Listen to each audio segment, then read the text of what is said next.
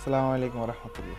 আমি একটা কথা বলতেছি, কথাটা দেখুন, এর নাম কি কয়, গত কিছুদিন আগে 27 ফেব্রুয়ারি হয় মনে হয়, ঠিক আছে? তো একটা ছেলে এসে চীন থেকে এসে আমাদের নরসিংদীতে একটা মেয়েরে বিয়ে করছে। মেয়েটা নবম শ্রেণীতে পড়ে, বিশেষ করে যতটুকু শুনতেছে। তো আমার কথা হচ্ছে যে নবম শ্রেণীতে পড়ুক, যেখানে পড়ুক, ওতে কোনো সমস্যা নেই। এই যে আমাদের দেশের মেয়েদেরকে যে চিনে না, চীনের দেশের ছেলেরা আসে বিয়ে করতেছে, তো বিয়ে করার পরে যে নিয়ে যাওয়ার পরে যে আপনারা কখনো শুনছেন যে ইতিমধ্যে 5টা মেয়েকে বিয়ে করে নিয়ে যাচ্ছে চীনা ছেলেরা? পরবর্তী সময় বা পরবর্তী যে কিছু হয়েছে ওগুলো শুনছেন?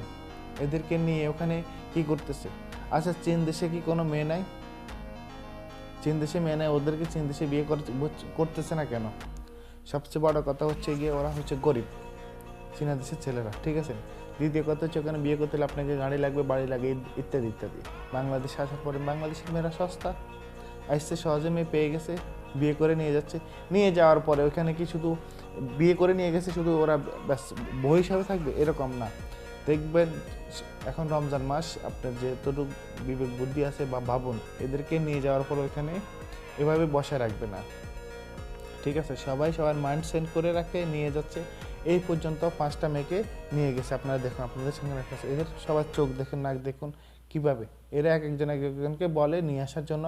এদের একটা গেম আছে, একটা গ্রুপ আছে, ঠিক আছে? এই অনুযায়ী কাজগুলো এরা করতেছে। ধন্যবাদ। এখানে আমার বলার কিছু না। যাদের মা বোন আছে বা যাদের এলাকায় এই বিয়েগুলো হচ্ছে, আপনারা এগুলো নিষেধ করুন, এগুলো ভালো না, ঠিক আছে? সামনের দিনের জন্য ভালো হচ্ছে না, মানে কখনো ভালো হবে না, এখনও ভালো হচ্ছে না, সামনের দিনে ভালো হবে না। এদেরকে নিয়ে যাওয়ার পরে কি হচ্ছে কেউ জানে না, ঠিক আছে? তো এ আর কি। ওকে, সবাই ভালো থাকবেন, ধন্যবাদ।